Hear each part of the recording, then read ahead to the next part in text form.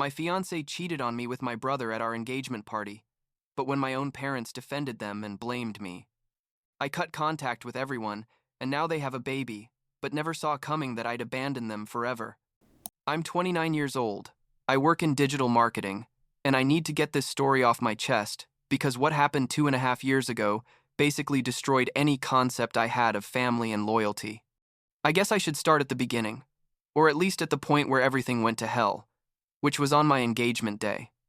Yeah, you read that right. My damn engagement day. Emily and I had been together for 7 years, you know. We were that couple that everyone thought was going to last forever. We met in college, like in our sophomore year, in an economics class that we both hated, and we just connected. It was one of those relationships where everything flowed. I mean, we had our fights like any normal couple, but nothing serious. Nothing that made me think things could end the way they ended. She was smart, funny, had this sarcastic sense of humor that I loved, and I honestly thought I had found the person I was going to spend the rest of my life with. When I finally proposed to, it was after thinking about it a lot, planning the whole thing. I rented a nice place overlooking the lake, had flowers, hired a photographer to capture the moment, basically did the whole show because I wanted it to be perfect for her. And when she said yes, I swear I felt like everything in my life was finally falling into place. We decided to have an engagement party, like 2 weeks later at the house we were renting together. Nothing too big, maybe 50 people between family and close friends. I spent days organizing everything, buying decorations, coordinating with the catering service, making sure everything would go well. The day of the party, I was nervous, but like good nervous. You know what I mean? I was excited to celebrate this with the people I loved most. My brother Nathan arrived early to help me finish setting everything up. Nathan is 2 years younger than me, so he was like 25 at the time. And we had always been close when we were kids, though in recent years we had drifted apart a bit because, well, adult life and all that. But I still considered him my brother, my family, someone I trusted completely. The party started well, everyone arrived. They were happy, drinking, eating, congratulating us. Emily looked beautiful in a blue dress I had bought her, especially for the occasion. And I was there in my suit, feeling like the luckiest guy in the world. My parents were there, Emily's parents too, all our friends from work and college. It was exactly the celebration I had imagined. Like 2 hours after everything started, I noticed Emily had disappeared. At first, I didn't think much of it because, honestly, at a party it's normal for people to move around. Maybe she went to the bathroom or was talking to someone inside the house. But like 15 minutes passed and I didn't see her anywhere, and I didn't see Nathan either. I started asking some guests if they had seen them, and one of my friends said he thought he saw someone go out to the backyard. I went to the backyard, which was further away from where the main party was, like at the back of the garden where we had some trees, and it was more private, and what I saw basically broke my soul in two. Emily and Nathan were kissing. It wasn't a kiss on the cheek or an accidental kiss or anything that could be misinterpreted. It was a real kiss, with his hands on her face and her hands on his chest, and they were kissing like it was the most natural thing in the world. I stood there for what seemed like an eternity, but was probably only a few seconds, trying to process what I was seeing, because literally my brain couldn't connect the image in front of me with the reality I thought I was living. And then, I don't know, I think I made some noise or something because they both turned to look at me, and the expression on their faces, that mixture of shock and guilt and panic, that's something I'll never forget. Emily separated from Nathan immediately and started walking toward me saying my name, Benjamin, Benjamin, wait, let me explain, and I just turned around and went back to the party. I didn't know what to do. I was on autopilot. My mind was completely blank, but at the same time, there were a million thoughts spinning around. All the guests were still there celebrating, oblivious to the fact that the groom had just found his fiancée kissing his brother. Emily followed me inside and grabbed my arm, trying to take me somewhere private to talk, and I don't know how, but I managed to keep my composure enough not to make a scene in front of everyone. I told her I needed air and walked out the front door, walked like 2 blocks before my legs just stopped working and I had to sit on the curb. She caught up with me minutes later, sat next to me, and started talking. She told me she had feelings for Nathan, that it had started a few months ago but she didn't know how to tell me, that she felt terrible but couldn't keep denying it. And this is what really destroyed me. She started saying that I was too controlling, that I was difficult to be with, that I always wanted things done my way. Basically started listing all these negative things about me that she had never mentioned in 7 years of being together. And I was sitting there thinking, seriously? Are you trying to justify what you just did by blaming me?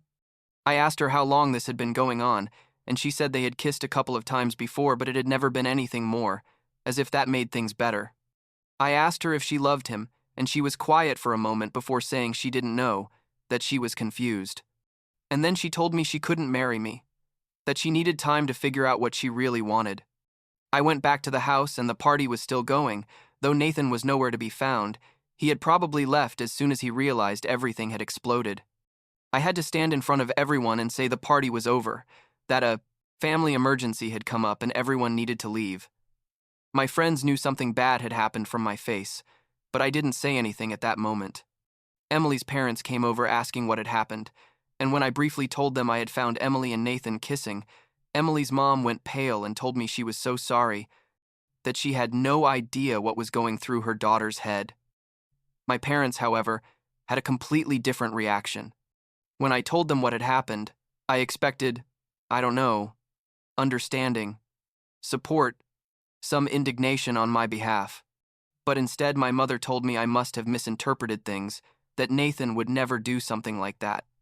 And my father basically told me there must be a reason why Emily felt attracted to Nathan, like implying I had done something wrong. In the following days, everything became absolute chaos. Emily started moving her things out of the house, and Nathan, who was supposedly my brother, didn't even have the courage to call me or send me a message to talk. My parents called constantly, but not to support me, but to tell me I was being too dramatic, that these things happen, that I should forgive my brother because family is the most important thing. They got to the point of telling me that I had always been difficult and that they could understand why Emily had sought comfort in someone else. Can you believe it? My own parents were taking the side of my brother who had betrayed me and my ex-fiancée who had cheated on me. They were telling me I was controlling, that I had always been very strict with my relationships, that I needed to be more understanding. They basically completely invalidated what had happened and made me feel like I was the villain of this story. I made the hardest decision of my life and cut contact with all of them. I told my parents that if they couldn't see what was wrong with this whole situation, then I had nothing more to talk to them about. I blocked Nathan and Emily's numbers, blocked everyone's social media, and basically walked away from my entire family. My friends were incredible during all this. They let me stay at their houses when I needed to escape. They listened to me vent over and over. They validated me when I started questioning if maybe my parents were right and I was overreacting. Emily's parents, curiously, were much more understanding than my own parents.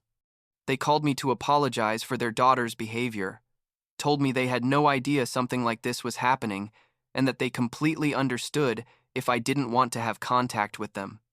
I thanked them for that and told them I had nothing against them, that this was between Emily and me. Months passed, and I tried to rebuild my life. I moved to a smaller apartment that I could afford on my own. I focused on my work. I started going to the gym. Basically did all the things you're supposed to do after a breakup. But the truth is, it wasn't just a normal breakup. I had lost my fiancé, my brother, and my parents all at the same time.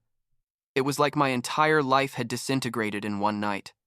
Like a year after everything happened, one of my cousins texted me to tell me that Nathan and Emily had gotten married. It was a small ceremony, private, just close family, and apparently my parents were thrilled. My cousin sent me this because he knew I had cut contact with everyone and thought I should know. I'm not gonna lie, it hurt. It hurt a lot to know they had moved on and that my parents had supported them all the way. But at the same time, I felt like a kind of closure. Like, now I knew for sure that I had made the right decision to walk away. 2 full years passed without me having any contact with my parents, Nathan, or Emily. 2 years in which I built a completely new life, made new friends, focused on my career, basically learned to live without the family I thought I would always have. And just when I was starting to feel really good about everything, when I had finally found peace with the situation, my mother called me. It was a Tuesday afternoon. I was in a work meeting when I saw her number on the screen. At first, I wasn't going to answer. I hadn't talked to her in 2 years, but something in me decided I should see what she wanted.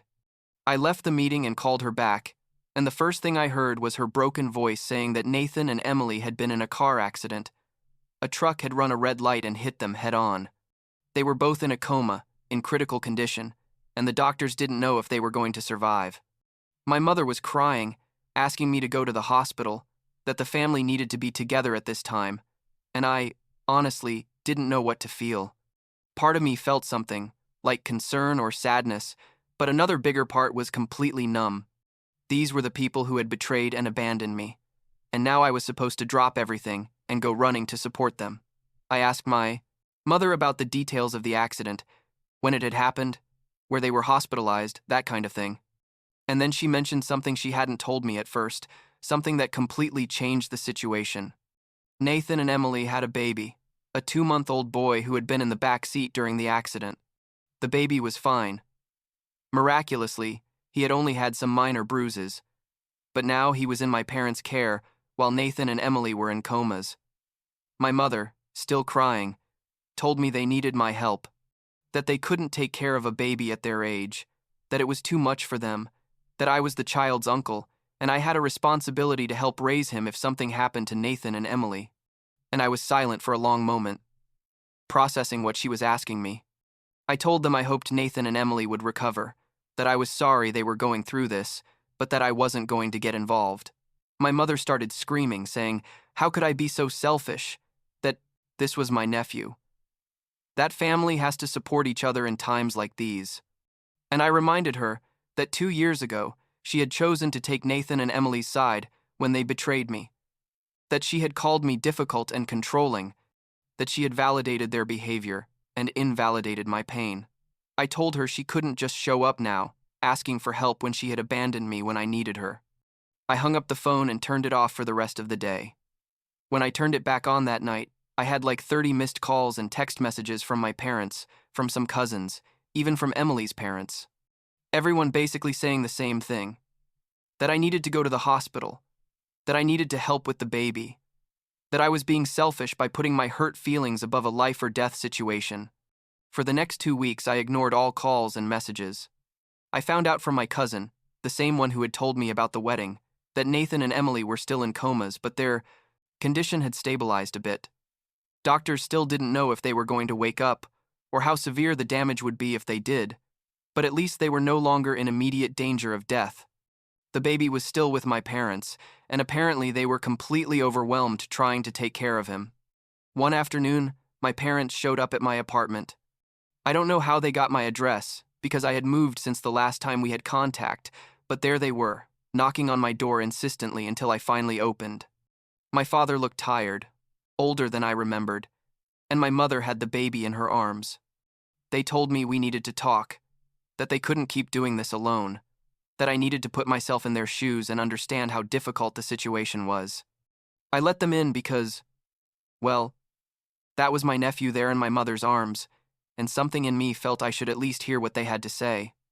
They sat in my living room, and my mother started telling me about how complicated it was to take care of a 2-month-old baby, that they barely slept, that they didn't know what to do when he cried, that they were too old for this. My father told me he understood I was angry, but that I needed to put that aside and think about the baby, who wasn't to blame for any of what had happened. And they were right about that. The baby wasn't to blame. But that didn't change the fact that I hadn't been present during the pregnancy. I hadn't chosen to be part of this life, and I couldn't be forced to take on a responsibility I had never accepted. I told them I sincerely hoped Nathan and Emily would recover, that they could return to their son and be a family, but that I wasn't going to be part of the solution to their childcare problems. My mother started crying, saying, "How could I say that? That this was my nephew, my blood?" And I told her that she had made it very clear 2 years ago that blood didn't mean much when she abandoned me to support the relationship that had destroyed mine. My father got angry and started yelling that I had always been like this, always putting my feelings first, always being unable to forgive, and I told them to leave my apartment. They didn't visit me again after that, though the calls and messages continued for a few more days before finally stopping. I felt terrible, honestly, because it's not that I didn't care that Nathan and Emily were in comas or that the baby needed care. But I couldn't just forget everything that had happened and show up as the family savior after they had treated me like garbage. Like 2 weeks after my parents' visit, my cousin texted me with an update. Nathan and Emily were starting to show signs of recovery. They were beginning to move a little. Doctors were saying it was a good sign and they would probably wake up soon. I felt genuine relief hearing that, because as angry as I was with them, I didn't wish death on them or a life connected to machines. To the hospital, not to see my parents or to offer to help with the baby, but because I felt I needed some kind of closure. I went at a time when I knew my parents weren't going to be there. Early in the morning before regular visiting hours started, one of the nurses let me in when I explained I was the brother of one of the patients and that I had traveled from far away to see him, which technically wasn't a lie. I saw Nathan first. He was connected to a bunch of machines, but looked better than I expected. He was still unconscious, but his breathing was stable, and the monitors showed his vital signs were good. I stood there next to his bed for a few minutes, looking at him, and tried to find in me some of the affection I used to feel for him when we were kids. But all I felt was a kind of distant sadness, like I was looking at a stranger. Then I went to Emily's room. It was harder to see her. I'm not going to lie, because 7 years with someone doesn't disappear just because they betrayed you. She looked small in that hospital bed, fragile, and for a second I allowed myself to feel sorry for her. But then, I remembered that day in the backyard, remembered all the excuses she had given, and the pity transformed into something more complicated that had no name. The nurse came in while I was there and asked if I wanted to meet the baby, who was in the hospital nursery because my parents brought him every day. I said yes, more than anything because I felt curious. The baby was asleep in one of those clear plastic cribs, wrapped in a blue blanket. He was small, obviously, with dark hair like Nathan and Emily's eye shape. And I felt something, like a connection, or recognition, that this was my nephew. But I also knew that feeling that didn't obligate me to do anything. I left the hospital without seeing my parents and went back to my life. The following days were weird, because I knew Nathan and Emily were going to wake up soon, and I had no idea what was going to happen next. If they were going to remember the accident, if they were going to have brain damage, if they were going to be able to take care of their son. But I decided those weren't my concerns, that there were other people who could and should handle that situation. Nathan and Emily woke up completely like a week after my visit. They both had miraculous recoveries according to my cousin, no significant brain damage, though they were going to need physical therapy and medical follow-up for a while. My parents were ecstatic, obviously, and apparently the whole extended family was celebrating that they had survived. Several more months passed and my life continued as it had been. I had gotten used to living without family, to building my own support network with friends who really cared about me. I had even started dating someone, nothing serious yet, but it was nice to have that connection with another person without all the baggage and trauma from my previous relationship. And then, like 6 months after they woke up from the coma, I received a text message from Nathan. It was long, basically saying he wanted to apologize, that the accident had made him rethink many things, that he realized the damage he had caused, and that he didn't expect me to forgive him, but he needed to at least try to say it. Emily sent a similar message a few days later, saying pretty much the same thing. I read both messages several times. Part of me wanted to ignore them completely, but another part felt I should at least respond.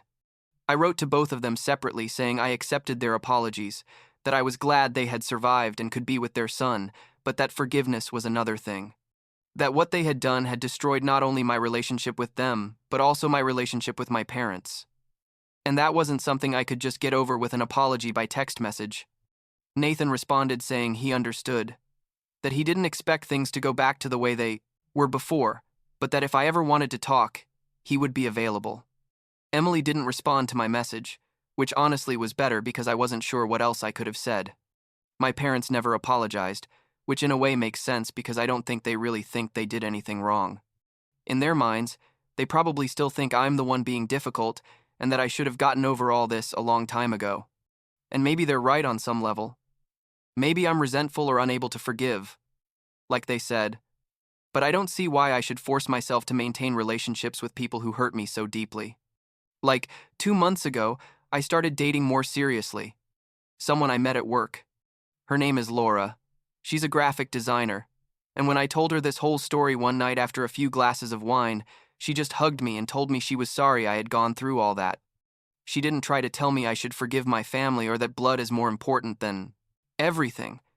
She just validated my feelings and made me feel like I wasn't crazy for the decisions I had made. The last time I heard anything about Nathan and Emily was a few weeks ago, when my cousin sent me a picture of my nephew, who's now like 9 months old. He's a cute kid, looks happy in the photos, and I'm glad to know he has parents who love him and who survived to raise him. But I don't feel the desire to be part of his life, and I think that's okay.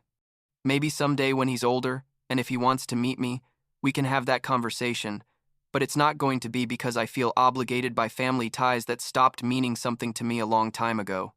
I guess what I've learned from all this is that family isn't just blood.